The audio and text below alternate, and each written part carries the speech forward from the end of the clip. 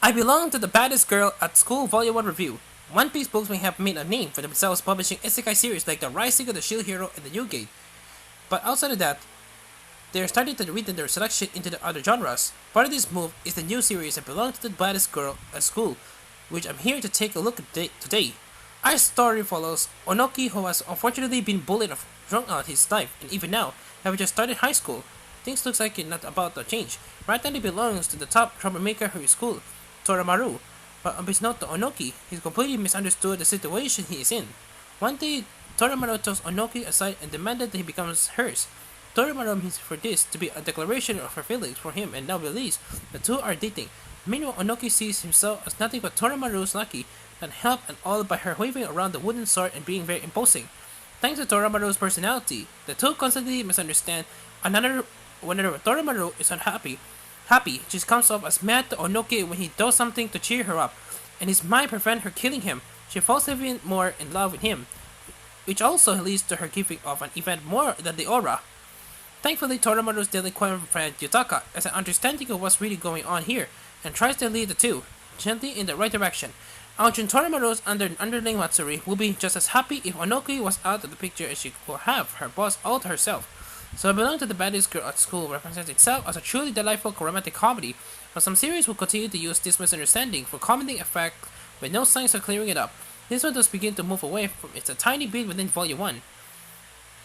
As the story goes, Onoki begins to wonder if Toramaru has feelings for him as well as in falling for her himself, but for fear of her murdering him as she finds out. Our protagonist is yet to act on these thoughts. Andrew with another 6 volumes to go. There's plenty of time for that, and right now it's certainly more fun to watch these two dance around each other awkwardly. It's also nice that Andrew already have quite a large cast just for this one volume. Everyone is quite developed. But Onoki will often see how this train of thought toward Toramaru has developed thanks to his years of suffering. But also gets to see how much nicer his life since he became connected to her. No matter what happens, Toramaru would let anyone lay a single finger on those she cares about. Toramaru, for her part, could have easily been a one-note character, and thankfully we get to see her softer side enough, but there was a sense of depth to her that helps the reader root for her. I Belong to the Baddest Girl at School is by mangaka Oi Kashima, and although it's not their first work, it is the longest and first to be released into English. The storytelling and offer in this manga is great, and their artwork matches the quality of it, while each page tends to be quite busy with dialogue and the general mayhem of what the cast is up to. It's still easy to follow panel to panel. It also like how easily Kashima can swap Toramaru from her delinquent mode into her maiden and love mode too. It may seem weird for me to describe a book as being energetic, but as I feel this one left me once I finished. The story and characters are full of life, which is a real accomplishment on Kashima's part. The only thing I find a bit odd with the art is that Yotaka walks around with her uniform on bottom and nothing but tape binding her breast. Yes, it fits the troublemaker image, but it does stray a little far out of the realm of realism for the taste compared to the rest of the book. As previously mentioned, I Belong to the Baddest Girl at School Volume 1. Come to the West thanks to One Piece books has been translated by Emily Balistreri.